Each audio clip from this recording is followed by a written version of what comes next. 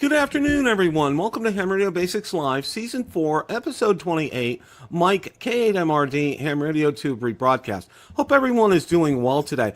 I have had an incredibly busy week at work and no time to prepare a show, so I thought you'd enjoy this very special rebroadcast of Mike K8MRD, who's now Ham Radio Tube, an interview that I had with him a couple of years ago. Very insightful. Mike is just a great guy, and if you haven't subscribed to his channel, please do so. He is absolutely fantastic. So without any further ado, let's roll that rebroadcast in its entirety. Good evening, everyone. Welcome to Ham Radio Basics Live, Season 1, Episode 5. Very special guest, Mike from K8MRD Radio Stuff. Mike, how are you this evening? I'm fantastic. Thanks for having me on. Well, you know, you're one of my ham radio heroes, so to speak. You just I fell in love with your channel as soon as I saw it, and I absolutely love your videos. Just absolutely love them. And one of the things that we want to do here, and one of the, I have a drone channel as well, and one of the things we kind of do news and updates and things.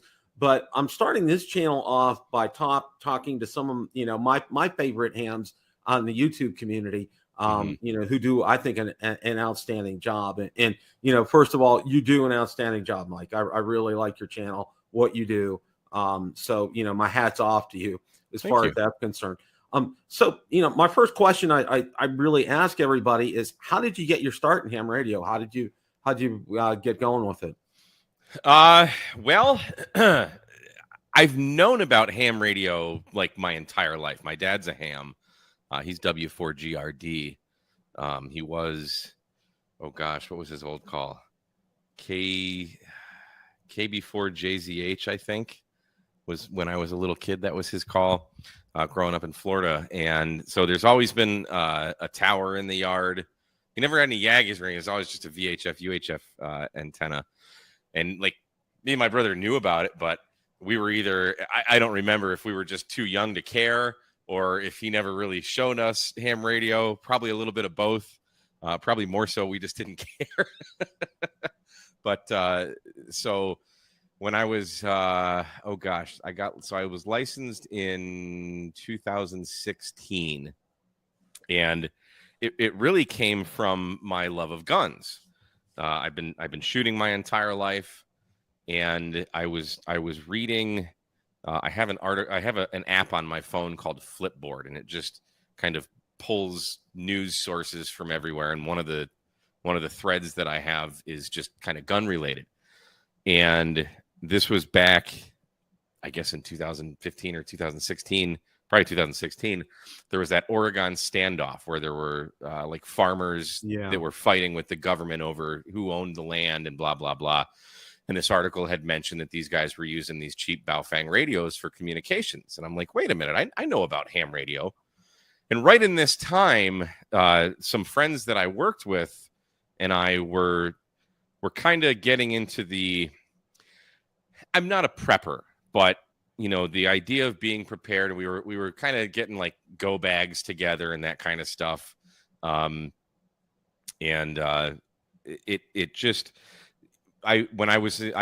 grew up in Michigan, and it was in 2003. There was a ginormous blackout like that swept the whole northeast part of the country from like New York all the way to Michigan.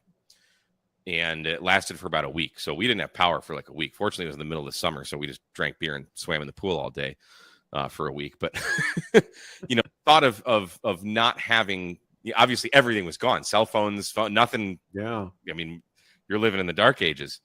So having lived through that and then reading this article, it just really appealed to me, the idea of having emergency communication. So I basically immediately went on Amazon and bought my first Baofeng, which was a UV5R V2 Plus or something. One of the gimmicky. This is the upgraded. They're all the same thing, but so I bought that, and then I bought another Baofeng a month or two later, and but so I bought the Baofeng before I even got licensed. I downloaded a book on my iPad called "The Fast Track to Your Technician License."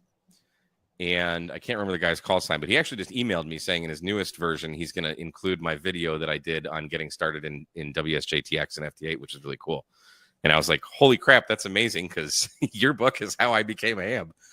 So I read the book in about 4 hours, downloaded an app on my phone, just a free app taking practice tests. And I went on the ARRL's website and I found the soonest VE session, which was like 2 weeks away. And I'm like, my God, it was like the longest 2 weeks, other than waiting the other 2 weeks to get my license in the mail or updated on the database, rather. And the rest is history. I got on the air and started talking on the repeaters and met a lot of great people. And then like a year later, I upgraded to general. And then I think a year after that, it might have been 2 years, I forget, I upgraded to extra, and now I'm a VE and all that stuff. So yeah, guns and emergency communications. And now it's completely consumed my life.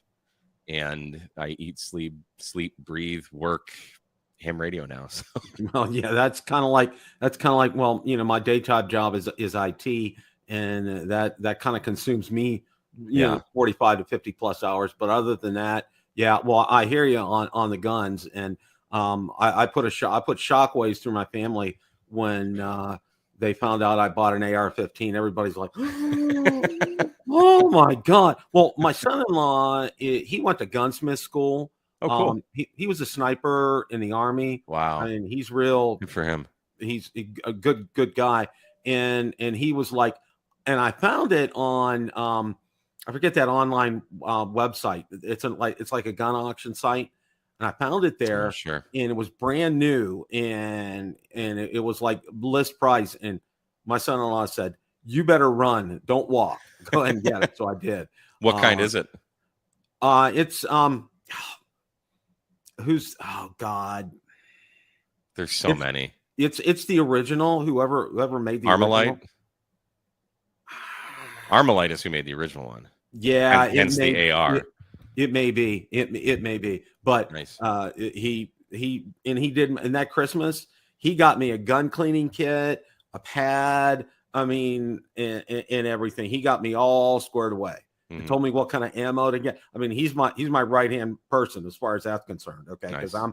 I'm pretty green on that kind of stuff. But yeah. He got me up to speed on that. So nice. Yeah, I'm kind of like you. I'm kind of in that area. And my wife's like, let's keep that under the bed in the case, and just kind of like keep it out of the way, kind of a thing. Well, she did not. She likes the idea of having that versus having. She's afraid of handguns for some reason. And at this point, I'm not going to push it, but yeah.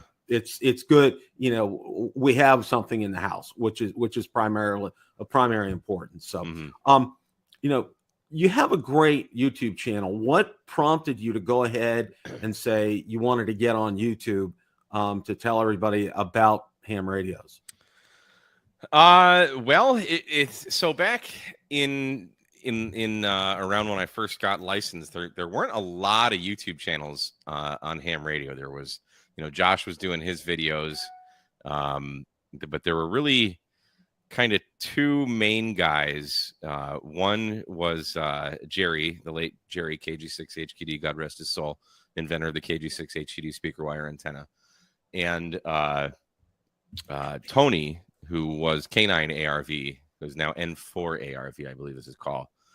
And Jerry was doing a lot of summits on the air. And Tony is in Florida, so he's just going to, and this is before Parks on the Air even existed, so he's just going out to Parks with his 817 or some QRP radio. And Tony just really, he really resonated with me, and just, he had such a positive attitude. So does Jerry. But watching both of them just go out and play portable HF, that's really what kind of got me interested in doing what I'm doing now in portable HF. And I just wanted to document my journey and kind of pay it forward as I felt those guys, and Josh included, and Eric, Ham Radio Concepts. Those were kind of the early guys that I started watching. Kevin W6RIP is another one, and Jason, Ham Radio 2.0.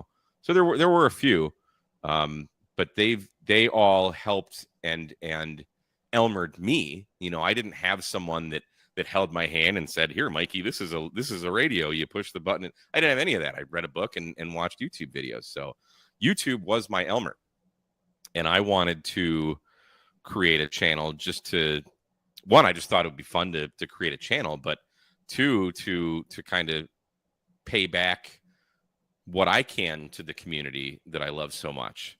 So that's kind of just positivity and paying it forward is really the main that's reason. Awesome.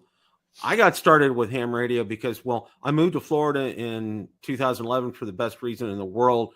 I met somebody and got married. So, and yeah, that'll do it. Listen to this. I met her. We got married 15 days later. We've been married 12 years. What? Yes. I kid you not. Wow. I kid you not. Well, let me back that up just a little bit. 3 weeks before that, we spent about 4 or 5 hours a night on the phone. Okay. She's 3 years younger than me. So, you know, you pretty much, when you get to be this age, you kind of know exactly what you want, what you're looking for, all that kind of good thing. She's golden. And how did you meet? Online through dating service, Christian Mingle. Yeah, it was. And, you know, we just started chatting and boom, next thing you know, it led to a phone call. And then after that, you know, I came down and 15 days later we got married and, yeah, boom. That's crazy. And barrel. And 20 years later, you said? We just 12. hit our 12th anniversary. Wow. So, congratulations. That's incredible. Thank you. You know, that is incredible. And part of moving to Florida, you know, I had always heard about ham radio. Okay. Well, my thing was, you know, people said, you know, are you prepared if there's an emergency, especially, you know, with hurricanes, because I never had to face the possibility of having a hurricane before. Yeah. So that's what got me and sparked my interest. You know, in 2015, I got ambitious. I went through one of the ones, and I think it may have been through EHAM. They had like a rotating pool of questions for each test, and that's how I studied for it.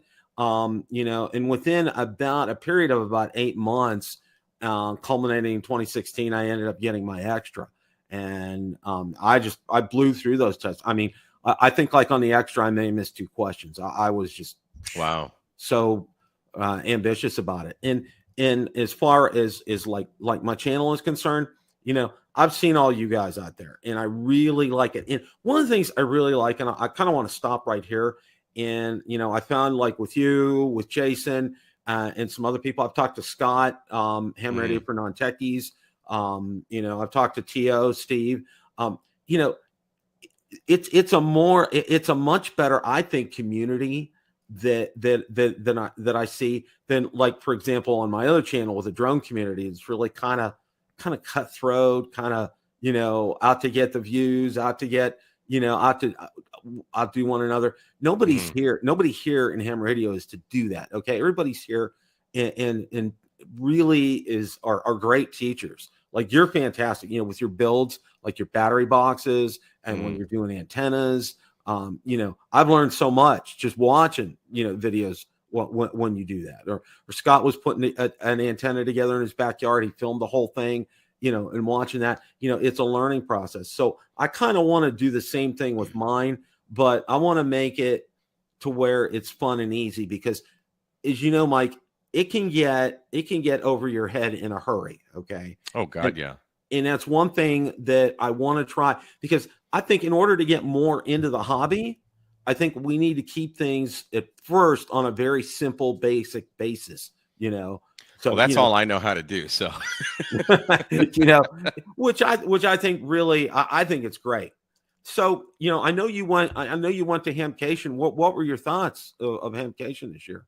Oh, it's fantastic. I had a blast. You know, I think for a lot of us, we go not because we need stuff. It's more a chance to just hang out with everybody. You know, we all of us YouTubers talk all the time. I mean, you know, whether we're texting or we have a private Discord room on Josh's channel where we can, you know, just chat and whatnot.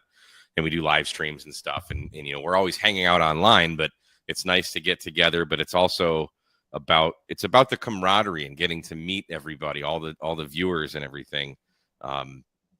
I mean, you can't walk more than 5 feet without somebody stopping you. And that's really what it's all about for us, is just kind of, again, paying it forward, just shaking hands and talking to people and just hanging out. We do get-togethers where everybody can come out, and usually it'll be a bar or a restaurant or something, or at Hamcation in the campground section where everybody's got the campers. We have an area set up where we can just kind of go back there and chill out, and everybody's welcome. If you just want to hang out and have a beer, a Coke, or whatever your thing is, and meeting vendors too, and making those contacts, and getting future content. I've got an antenna right now from PAR NFEDs that they gave me that I got to put up. I'm going to replace my NFED half wave with this PAR NFEDs one that handles 1500 watts. So I don't have to worry about, because the one I have now works great. It's from Nelson Antennas, but it doesn't handle the FT8 like he says it should. If I was just on 80 meters last night, and it is stupid resonant on 80 meters. And I was pushing about 50 watts into it. I mean, it's 135 foot wire. It's an 80 meter NFED. And I was making some great contacts last night too. Some good DX. But I was pushing about 50 watts into it, and the SWR the toroid just gets oversaturated. So I gotta replace it. Yeah, it shouldn't do that. But it is a smaller toroid. I mean, it's not a 240 in there. I think it's a 140. So. Well, yeah. But he rates it at like 70 watts or something. And I emailed him, like, dude, your antenna does not handle this much power. And he's like, well, it can for a little bit. I'm like, well, you shouldn't rate it for that if it does. Other than that, it's tremendously built. It's a great antenna. I love it. But yeah, see, but he does have a higher power version too. Yeah, when you do FTA, you have to have, there's one word, power, okay? Yep. And it does take a lot of power. And you got, it's just one of those things. You got to have that. That's one, that's one of those things. But I also have a 10 antennas set up, and that's like, if chances are, if you see me spotted on like Ham Alert or something, and I'm running FT8, I'm usually sitting on my front porch with the 10 antennas, and I can put however much power into it I want. It doesn't matter. I think it's a beast. I think it gets out. But again, it's got a bigger toroid. So this PAR NFEDs one is like very good quality. So I'm excited to get that up. Those are good. Those are good antennas. I mean, that's something I really like. Well, for me, my biggest problem where I live in an HOA, okay, and I lived in we'll call it a ultra strict HOA, okay, where if I have something going, if my garbage can is out there 5 minutes too long, there's or there's an email, hey Bill, get your garbage can in, kind of thing. So what I normally do. What if you're at the store? Yeah, I know. It's like, God, it's one of those things. Well, what I use for my antenna, I got to set it up and tear it down. I use an MPAS 2.0 when I'm doing stuff, and then when I'm done, I just, it's vertical. I take it all down. I mean, it's great. I get a great SWR and everything, but it's like when it's done, it's kind of like your mom calling you in when it's like 7 o'clock and it's time to get in and all that kind of good stuff. That's playtime is over. Yeah. So I'm looking for, I've looked at some solutions, like there's some gutter HF antennas, but I'm kind of skeptical on those, and just, so it's funny you mentioned that, because Michael, I just happen to have his QSL card here, W8MJL. He uses his gutter as an antenna, and we finally made contact on what is this, February 6th of this year, so on a rain gutter antenna. Wow. I don't know how he built it, but connect the coax to the gutter somehow, and wow. Well, I was assured, I talked to one of the owners of one of those companies that makes a rain gutter antenna, and he told me, he said, trust me, he said, if it doesn't work, I don't normally do this, I'll give you your money back. So I mean, it's like one of the, he's very confident of it. So I'm probably next payday, I think that's probably going to be on my list of things to get. One of the things that I think is great, and I do this one, I go to drone meetups as well, and it's not about flying drones. It's not about, the vendors are nice and everything, but it's seeing everybody there and connecting with people. And you really kind of hit the nail on the head. That's what's so good about this. And it's even better with ham radio, because, that's one thing I've sensed, because Well, I first got on T.O. and Ape have the Coffee and Ham radio show, and they invited me on talk about drones and ham radio. What's the uses, and I found a couple of clips. I didn't do this, but some guy bought a mechanism on Amazon, attached it to his drone, got some paracord, flew it up over a tree with a weight, and then boom, went over there, pulled it up, boom, instant antenna. Yep. There was another guy who had a really small DJI drone. He attached a wire to it, took it up about a couple 100 feet, and until the battery died on the drone, he was talking on the radio. I was like, this is just too cool. But one of the other things that I told him too, it's good if you have a tower, for example, to do inspections, so you don't have to go up there and climb, that kind of stuff. Yeah. But no, that's a good thing. I know, Hamvention's coming up. Have you been to Hamvention before? Oh yeah. Yeah, I haven't. Yeah. What do you think of Hamvention? It's utterly amazing. I got in a little bit late last year, so I didn't even make it through all the buildings.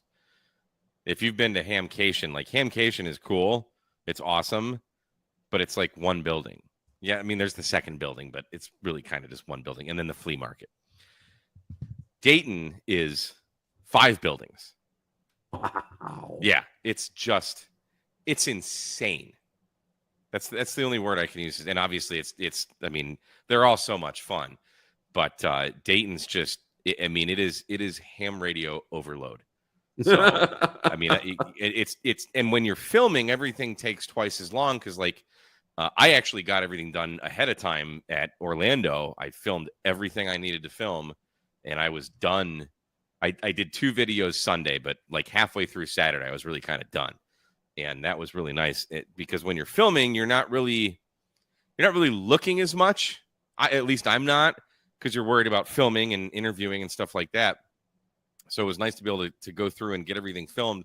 And then you can walk around without a camera and a microphone and all that crap and tripod and just enjoy the show and push buttons and turn knobs and all that kind of stuff. So, but Dayton is hard to do that because there's just so much stuff. And then there's, never mind all the vendors and stuff. There's talks, there's presentations that I've never had a chance to go to any of them, but they have a whole other building where they give presentations and all that stuff with people who are much smarter than me about all, every subject in ham radio you could think of. So, but yeah, it's if you are only going to go to one convention in your life, you need to go to Dayton. It is just, that's what everybody tells me. I know where it's at because before the show, I was talking to Mike, and my 2 of my older children went to college near Xenia, and I'm familiar where the Greene County Fairgrounds are, and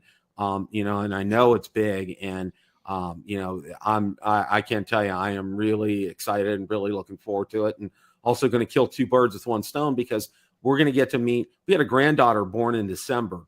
Oh, nice! Congratulations. Thank you. And it's granddaughter number 2. And what was ironic was we had taken a week off from work, and my daughter was due, and she passed her due date up, and it was 3 days after we got back down to Florida. She had granddaughter number 2. So we kind of just missed it. Yeah. But we're gonna get up there and kind of split our priority. One of the things that we did, which was really smart, we did Verbo. I'd never done them before, and found out they're really good. It was basically an apartment for $89 a night. Missing some amenities, like it didn't have a dining room table. The furniture was a little sparse, but it was a great place to crash. Had a washer and dryer there, which was great because we were staying for a week. Yeah. And it was in easy access to where my daughter and son-in-law live. So that went well. We're probably going to do something similar when we go up in May. That's nice. So but we're looking forward to getting up there for that. One of the things that and it just amazes me that I really like about your channel, you absolutely go head over heels with the 891. Okay. I just seriously, I fell in love with the radio by watching your videos, Mike. Yeah. It's just fantastic. And I just ordered that adapter kit, the Power Pole adapter kit. Okay. Yeah. Yeah.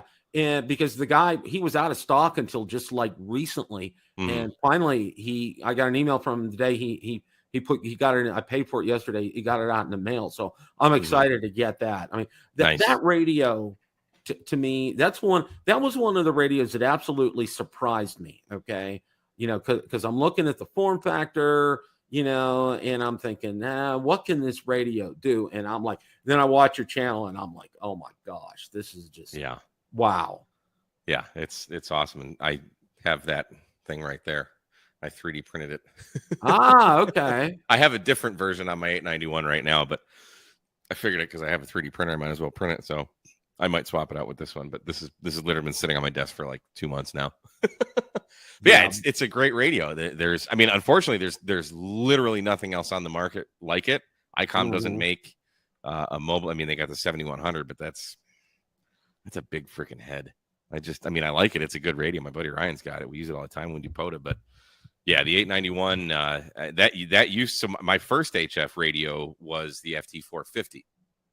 And then about a year later, I got the 891. So that was my main shack radio and portable radio.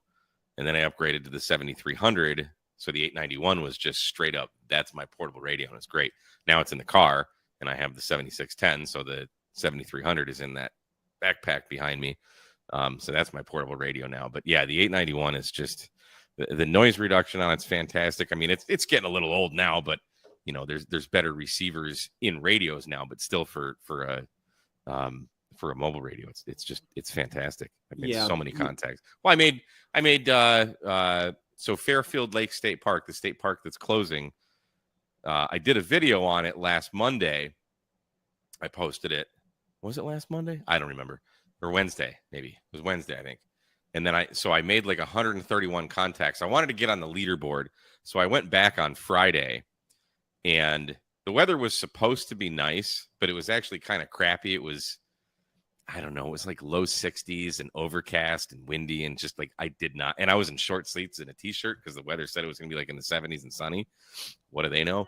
So I just sat in my car with the 891 and my ATOS antenna. And I made 354 contacts in about 4 hours. I took a little bit of a break, so it wasn't just balls to the wall 4 hours. And I stopped to talk to some people and that kind of stuff. But it's fantastic having a mobile setup. If you don't have a mobile HF setup, you're missing out because it's really nice to be able to just pull into a park, push the tune button on the 891, the ATOS goes up or down, or a Tar Heel, whatever antenna. It doesn't matter. It could be a hamstick. Who cares? But just be able to just pull in and like zero effort, zero setup. You just get on the air. It's awesome. Yeah. And it works. And that's the thing that really resonated with me is, how easy it is to set it up and get on the air. Because you know what? The last thing I want to do when I'm going out to do POTA or just maybe just going out to a park just on my own and wanting to get out there in the great outdoors and connect with some people is taking time to get that thing set up. Okay. Yeah. I want zip, zip, zip done, ready to rock and roll. And one of the things that kind of leads me to one of your more recent videos on the gentleman that you saw at Hamcation with the IC705 case. I'm like, wow. I mean, that is just because I know Jason did a little bit of show and tell last week when I had him on the show, but I was looking at your video with that and I'm like double wow. It's a nice looking box. I don't think it's not for me. I think it's a bit overkill. I mean, I can take, if you saw Josh posted a video, he and I roomed together at Hamcation and I had my 705 in literally a lunch bag, a little Carhartt lunch bag. And other than the mast, that DX Commander mast that's behind me, everything was in there. Coax, antenna, radio, mic, adapters, a battery, everything. So, I over the years, you kind of, we're always honing our go kits, if you will. They're never going to be done. But you start to learn, you get a bit of muscle memory almost of what you feel like taking, what you need, what you don't need. So I try and keep a very minimalist setup as best I can, because there was times where I'm putting everything in the bag. Like, Yeah, you have you like know, 5 or 6 end feds in the bag. oh, and- you got 6 Yeah. of everything, and it's like, Yeah. what if this and what if that? And now I'm like, you know what? Screw the what ifs. Whoops, that's going off. Other than adapters, gotta have adapters. That's kind of the only what if. You know, if your antenna breaks in the field, which I've had happen, you just twist the wire back together, and when you get home, solder it or replace the wire or whatever. I haven't had coax go bad. That would suck. Actually, I have had coax go bad. Fortunately, I did have a little bit of RG213 or 316 with me rather, so I was able to get back on the air. But you know, when you practice enough, and you don't have to go to a state park or something, go in your backyard and set up. Yeah, that's the best way to practice. When I was living in Michigan, I don't have hardly any yard here, but when I was living in Michigan, I would barbecue all day, like doing a pork butt or some ribs or something, and I'd just sit at my back table and watch fire, drink beer, and play radio in the backyard. You know, that's the easiest way to practice, to know what you need, what you don't need. If you forget something, all you got to do is go back inside and grab it, versus if you drive, you know, some people are an hour or more from a state park if they want to go do a POTA or something. If you forget something, man, your heart sinks. It's a bad day. Yeah, yeah. And it'll happen to everyone. Oh, I know. You know, well, that's like the equivalent when if I go out flying a drone, okay, and I'm all set and all ready to go, and then I go to hit the record button and there's no SD card in the drone. Oh, no. Like, you know, same thing. I've had that happen. You know, drive 45 minutes to get there, and I'm like, you know, one of those things. So, yeah, I know exactly what you're talking about. And you're right. You talk about you get good at honing down what, you know, your go kit, your go bag, whatever you want to call it, you know, whenever you're going out, because, you know, it's like at first, well, you know, I'm going to take this end fed, and you know what, I really like how this worked last time, so I'm going to put this in here. And, you know, before you know it, it's just like your go bag is just antennas and, you know, nothing else. And you want to get to where you know what's going to work, where you're going, you know, and like you said, muscle memory. You know, it's like, you know, I'm going to this kind of park. It's going to have these kind of trees. I think this is going to be good. Oh no, you know what? I think it's going to be better to do an inverted V here. You know, those kind of things. It automatically kind of kicks in. You know, where, you know, the only time I kind of will still take a couple of antennas is if I'm going to a park that I haven't been to before. Exactly. You know, because I'm not sure what's going to work. You know, I'll make sure, you know, one of the things I do take with me all the time is my MPAS 2.0 because it's so versatile. Because, you know, if I'm faced with something like that at a place I've never been, you know, I can do an inverted V. I can do an NFET. I can do a whole lot with that. So, you know, it's kind of nice. Ask Jason, and I talked to him last week a little bit, and I wanted to get your thoughts on it too. The IC905. You know, because I know it's on the cusp of coming out. It's just not quite there yet. Did you have a chance to see it? And what were your thoughts on it? That's not really my jam, honestly. I don't. I mean, I know probably like Hayden VK3HH from Ham Radio DX in Australia. He's into all that microwave stuff, so he's probably drooling over that radio. And I think I said something in my video when I toured the Icon booth at Hamcation, like, look, Hayden, I'm touching it. But you know, I don't really know anything about those frequencies or what you can do or what the practicality of it would be. I can't imagine you're doing very long distance, and I would guess the thing's going to be several $1,000s. That's kind of what we're speculating. I mean, nobody has any. I mean, I don't even think Ray knows how much it's going to cost, but I mean, I think it's neat, but you know, that's the great thing about ham radio. There are so many facets to ham radio. You could spend your entire life learning about them all, and you wouldn't even scratch the surface. Exactly. So, T.O. said, I liked his quote when I had him on. He says, it's the hobby of 10,000 hobbies. Something like that. And it's so right. And with the 905, I agree with you. Okay. One of the things that because I was trying to get myself educated on it. Number one, it's going to be, you better have a lot of coins in that piggy bank, because it's really going to set you back just for the radio. And then you think about getting the antenna system with it as well. It's going to be like, holy cow, you're going to really be dropping some good money. But for what?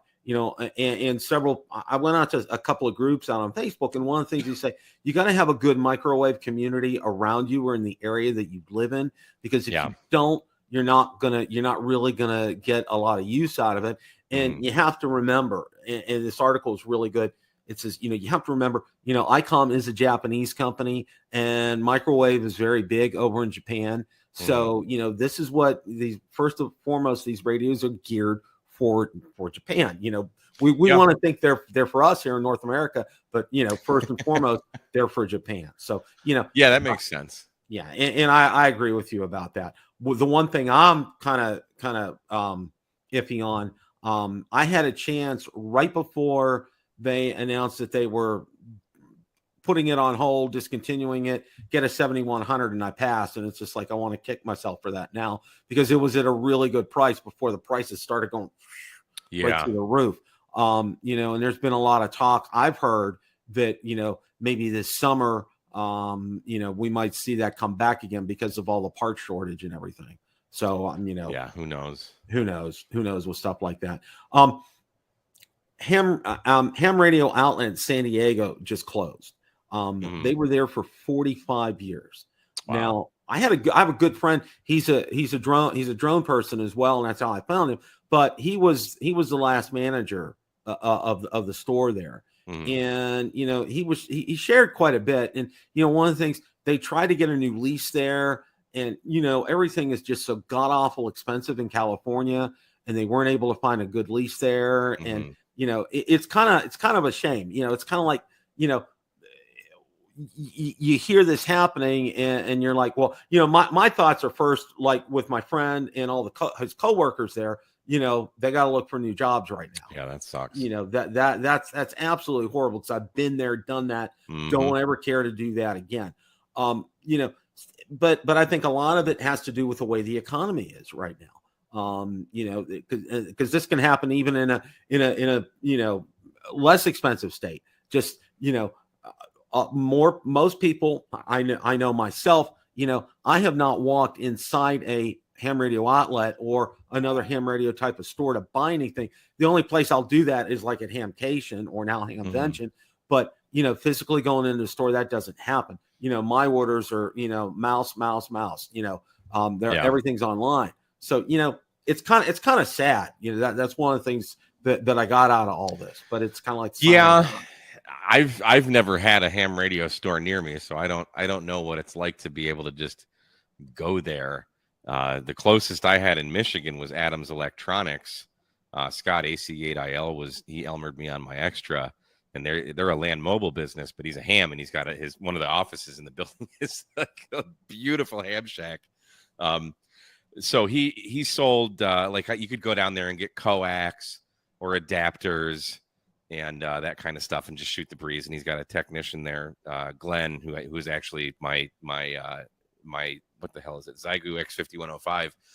The sideband doesn't put out power, so I sent it to him, and he's hopefully going to fix it. So he's really good at he fixes radios all day long. That's what he does. So that's awesome. Adams Electronics in Michigan. If you need in where are they? Not Howell, Wixom. Adams Electronics in Wixom, Michigan. If you need a radio repaired, send it to Glenn. That's fantastic that there are places like that still around. I mean, I think that's amazing. The only other person that I've seen on YouTube that does a lot of do it yourself is T.O. And that's the thing I absolutely love about his channel. And I know you do a lot of that yourself, Mike. With your battery boxes. What prompted you to get started to do the battery boxes? Because I think they're absolutely fantastic. So Julian, OH8STN, Survival Tech Nord. Again, this is kind of bad. He's kind of one of the original YouTubers as well that I started watching. But and again, just right along, all this was kind of happening when I was getting into portable. So he was making these batteries. Do I have it here? he was using these Headway 38120 lithium iron phosphate batteries. So he built this pack. So I built one. This is a 10 amp hour pack, and I used this for portable. And then I built Little Geek. Let me grab. Hang on. Give you the whole tour here. So I wanted something to put this in, and I couldn't really find something. I found like a little plastic box that I cut out and had the wire sticking out, but that wasn't very practical. So I wanted something a bit more useful. So I built Little Geek, and this is like the second or third iteration of it, but same layout and everything. But I had a different meter, different USB thing, but I wanted a battery box, and I wanted a solar charge controller in here because I wanted to be able to hook up a solar panel. There's really nothing on the market like it, so I just built them for me. And then I got a 20 amp hour Bioenno, so naturally I needed a bigger battery box. And this is I built the Big Geek when I moved, shortly after I moved to Texas. This is the original one there. The ones that I sell are a bit nicer than this. I'm using same switches, but I'm using different power pole outlets. They're round. You can actually see that box right there. I'm calling Mega Geek. I'm not selling those. I made that for Jason because he had this big 50 amp hour battery that he wanted. So you can see the round power poles there. Those are what I'm using. And it's not just a battery box. You can get a battery box for $80, throw your battery in there and connect it up, and you have just very basic stuff. I want to know, because I build batteries, I want to know what's going on with the battery. I want to know the state of charge. I want to know my current output. I want to know how many amp hours I've used. So the meter that I'm using has a shunt, and it does a really good job of tracking all that stuff. I've got a built-in solar charge controller from Bioenno in there. So if I'm out for field days, generally I don't need solar when I'm going out. But for like field days or support your parks weekends where we're going to be out for an extended period of time, it's a good idea to have solar in there, and just nothing exists. So I'm like, again, just made it out of necessity. And then I was talking to Callum a couple years ago from DX Commander. Maybe it was probably about a year and a half ago, sometime in December, maybe a year and 2 months, whatever. Because I had lost my job and we're talking about things I can do. And he's like, we should sell those battery boxes. I'm like, that's a good idea. So I started building those and selling them. I don't have any right now, but I need to make another batch, but I've sold 15 already. So that's pretty good. Wow. I make them in batches of 5, and they've always sold out at the first batch, I think sold out in like a day. And the third batch I made, I didn't even like announce that they were available. I went on TO's stream and we just talked about the build process and all that. And they sold out in, I don't know, 2-3 days. So wow. Now there's a market for them. How long does it take you to build them? A long time. I was going to say it's to build 5 of them. And I have very, very detailed notes. I finally saved them in my phone on my notes app, but I had them all written down when I was building the first batches. I'm taking measurements of every wire and what parts I need and all that, so I can, like, every step I do 5 of, and then I kind of assembly line it, but it takes me to build 5 of them about 2.5 days of just grinding. I'll wake up in the morning and standing at this workbench all day. Fortunately, Josh's podcasts are really long, so that keeps me going. I usually listen to his podcast when I'm building them, and but it's fun. It's neat. It's I think it's a great product because I've been using it, and it's my invention. But everyone that's bought one, I've just gotten great feedback from. So we'll see the solar option on there. Having that is golden. And I know, and I watched Julian too, OH8. you know, who's real into, you know, he's very fine tuned with that kind of stuff. And, you know, he's very much into the solar option. And, you know, you think about it and, you know, it really, well, for me, it kind of hit home personally because we had, I forget what it was, which hurricane, the names of them, but we had one hit last, I think it was September. Had to have my mother-in-law over because she lives basically in a double wide, and you know, you don't, when a hurricane's coming, you know, that isn't the first to kosher. go. And one of the things that we have in our new house that we didn't have before, we had what they called them. They weren't really hurricane shutters. They were more like tarps over the window. And it was horrible because we had one of the hurricanes and wind got underneath there. And it was like one of those creepy movies you would see on Saturday night at midnight, you know, with, you know, it was just howling and wind. Well, we have corrugated metal that goes over the windows. Okay. And it's literally, you know, I can't get up there and get them done fast enough. So somebody comes by for like $300, it'll set them up and take them down. All right.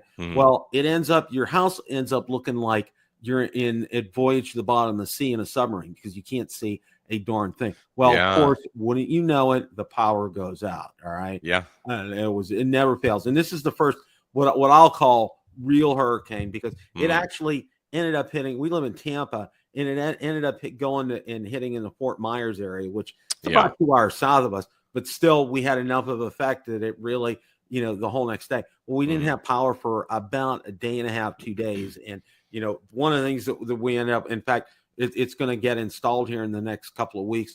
We're going to get a Generac generator powered by natural gas because my wife's like, you know what?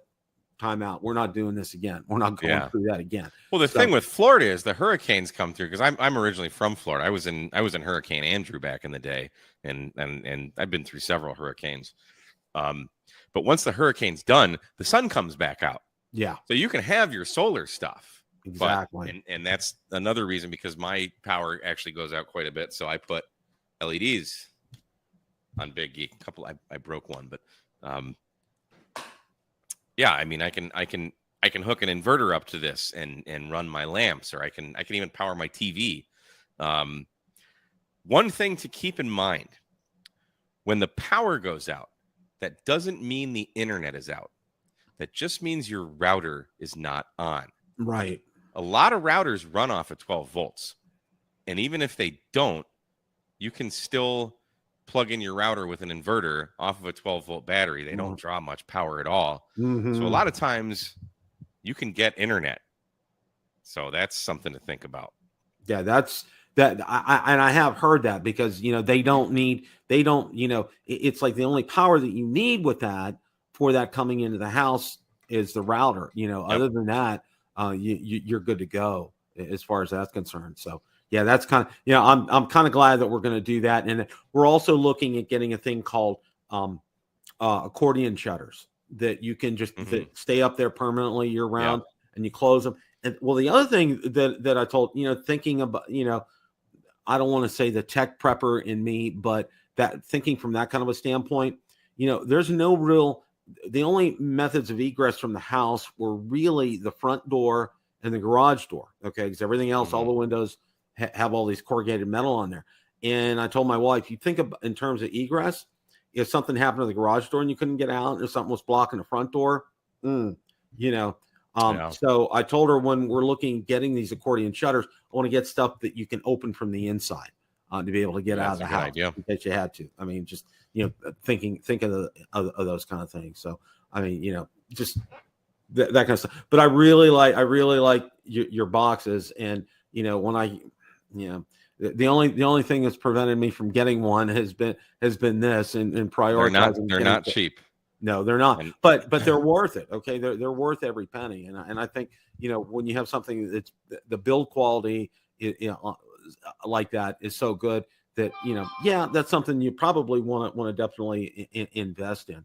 You know, one of the things, and we kind of touched on this a little bit as well too, that, you know, YouTube is really the modern day Elmer. Okay. You know, because I have learned so much. Like I had on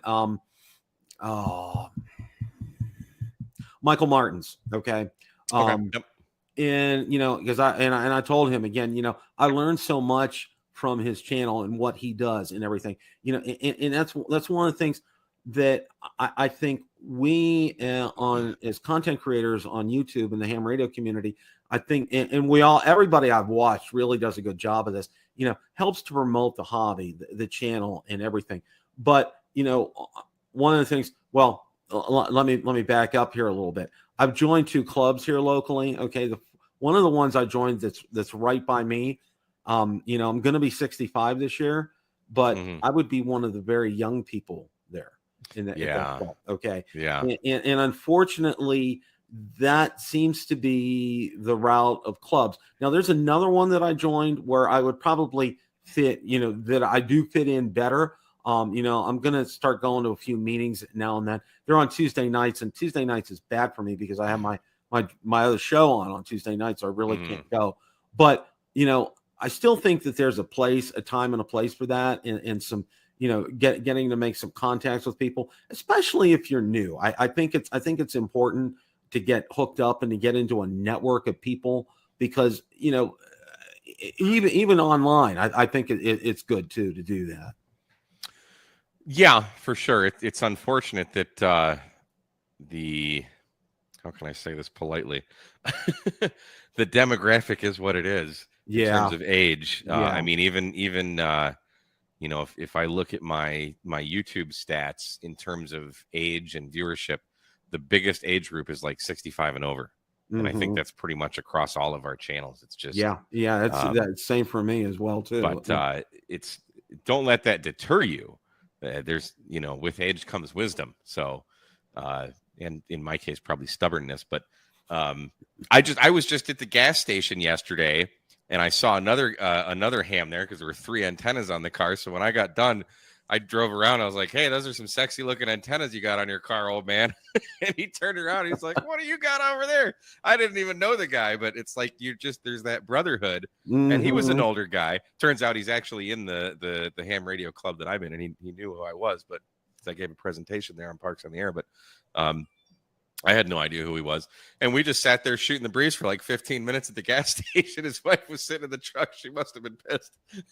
Like, what are you doing? But yeah, I mean, like, don't let the age thing deter you. There's a lot of these guys really, I mean, if you ask a question, boy, they want to help you. They have so much knowledge. Even, if you're new or young or whatever your age or license class or anything, it's all irrelevant. Get in a club.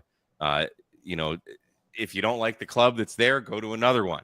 I'm technically a member of 2 clubs around here. I don't get to go to too many meetings. I really would like to because I really do enjoy going to meetings and just meeting people and you're just meeting like-minded individuals. You all have something in common, and you always learn something. That's the greatest thing about it. So, I wish I could have taken my Michigan club down with me. They were great.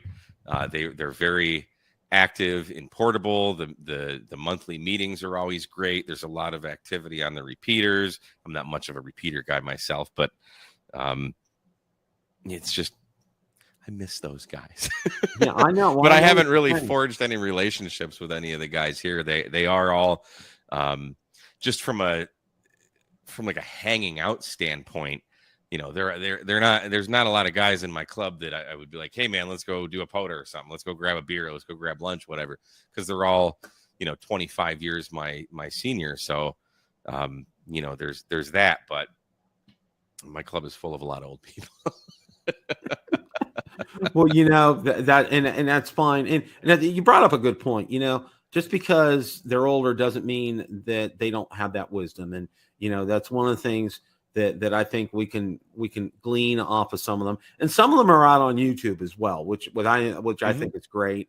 But one of the things that I was stressing, and I talked about this in one of my earlier videos, a lot of these clubs have, and I'll put it gently, just like some very antiquated, and I talked about this with Scott on my first show, antiquated websites. Well, I'm sure Scott has some things to say. Oh yeah, he did about some of these antiquated websites. Yeah, he talked for 10 minutes on that. Just Yeah. no holds barred on that. But we were talking. I mentioned that on Jason's live stream earlier today. Like, of all of the people in IT in ham radio, the ham radio websites have got to be the worst websites on the face of the earth. Oh my gosh! In particular, the ARRL. Oh, garbage.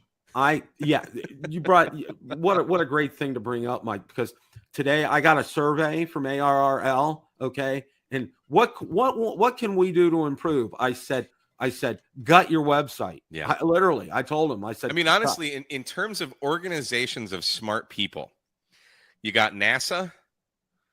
The ARRL's got to be like right underneath them. I mean, there's so many incredibly talented, smart people there. And then there's Logbook of the World. Yeah. Well, here's the example, okay? And I didn't, this told me that website just needs some serious help. Okay, I got online, and with my drones, I have what's called a personal articles policy from State Farm. Okay, they're one of the only ones across the United States that will do that. Well, I also found out that I also got all my personal computers and monitors and everything, and doing the same thing. Well, I was inquiring about ham radio equipment, and I put this out there on one of the Facebook groups. So, don't you know ARRL has insurance? I'm like, what? Says, yeah, you can get insurance for your equipment. I'm like, really? And he gave me a link, and it was like, you know what? If he hadn't told me about that and sent me a link, I'd have never found it on the website. It was just. Oh, I've been inundated with emails about that stuff. I've known about that. Just being able to find things on there. It's like like you said, there are some extremely intelligent, gifted people, that are a part of the organization. But why don't they get somebody maybe like Scott to gut that website and make it so it's usable and readable and easy to find. People don't want to move to Connecticut. They asked me at Huntsville about being their media. So they basically offered me a job, and I'm like, I ain't moving to Connecticut, boys. Sorry, that's not happening. No. And I was very humble because I'm like, wow, I'm surprised they even know who I am. But I just moved away from the hell of cold. I don't want anything to do with it. Nothing, especially Connecticut. That's even worse than Michigan. Oh my God. Well, and I got to say this, I got married, but I had a transition time. I got married in February 2011, but I didn't move down to middle of March because I had to get things ready to go to come down here. Well, my daughter and I went out to Starbucks. This was about a week before my wife flew up, and we both drove down to Florida, and we had an ice storm in Columbus, and it was really bad. It was like the kind that takes you 45 minutes to get into your car bad. Yeah. Right? Yeah. And we ended up going to Starbucks, but it was so funny. It was like almost like a Three Stooges episode. Both my daughter and I got out of the car. Both of us instantly fall down on our rear ends, and I'm just sitting, I'm laughing. Get the worst coffee in the world. Yeah. It's was my daughter's thing. Yeah, and I'm like, oh my gosh. I was just laughing so hard. That's amazing because it's so comical that people do that. I'm not a coffee drinker, so I can't relate, but the Starbucks across the street from me, no matter what time of day, there's always a line. Oh yeah. And it's just like when it snows I hate the snow. I hate ice. I hate the winter. I don't like anything about it. And it's like that. I'm like, I ain't going anywhere. I'm just gonna sit here. I'll throw some salt on my driveway and go back inside and be a hermit. I'm the same way, Mike. It's just like, after that ice storm, I told Valerie, I said, I'm done. I am done with that. Just don't want to see it again. I mean, that's just where I'm at. So, I want to thank you so much for spending some time with us tonight, Mike. My privilege. It was great. You do great things, and just keep them going in the right direction. And I will say this, I'm looking forward to meeting you at Dayton along with everybody else.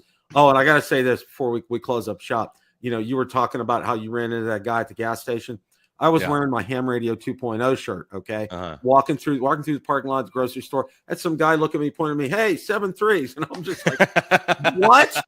You know, it's just like, it's just like, boom. I'm like, my wife said, "Did you hear what he said?" And I said, "Yeah, I heard what he said." It's great spotting hams in the wild. It's it like really is. It's instant friend. It's just like you're in this little fraternity, and like it's cool, man.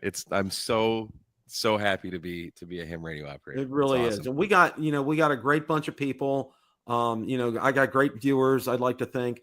And, I think I've learned a thing or two from my time on my drone channel. So that's why things have started off pretty good for me in terms of getting some subscribers. I just got to get some hours up now, but, and just what you do, what Josh does, what Jason does, what Steve does, what Scott does, it's just, people are getting a good message out there. And that's one thing I just love being around all you guys. So again, the greatest thing about all that is that like we're legit all friends, and we there's no competition, there's no bad anything. It's just we're all friends, we're all here, like legit friends. Like I have the Smoking Apes phone number in my phone. Okay, I know his real name and his call sign. But like we're all supportive of one another, and that's the vibes that we want to give. That's the amateur radio that we want to pay forward to the community. It's not the forums and QRZ. It's not the guys that are poo-pooing on whatever mode you prefer to use. We don't care. Yeah. We just want to play radio. If you're playing radio, if your radio is on and you're in front of it, that's all that matters. And it's the same. We say the same thing like in the drone community. It's a great day. Get out and fly. Just it's the same thing here. Pick that mic up, key it, and hit the world, because that's what you have at your fingertips. And that's the one thing that I found again is the camaraderie in the community. I think is just off the charts. So again, Mike, thanks so much. Hang on for a sec after we close out here. Want to thank everybody. Probably going to have on another guest next week. I think he's in the chat right now. N8VOX Anthony has had a great station. I've been chatting with him. So looks like we're going to try to get him on. So everybody, thanks a lot. And we'll see you next week. Take care. Thank you.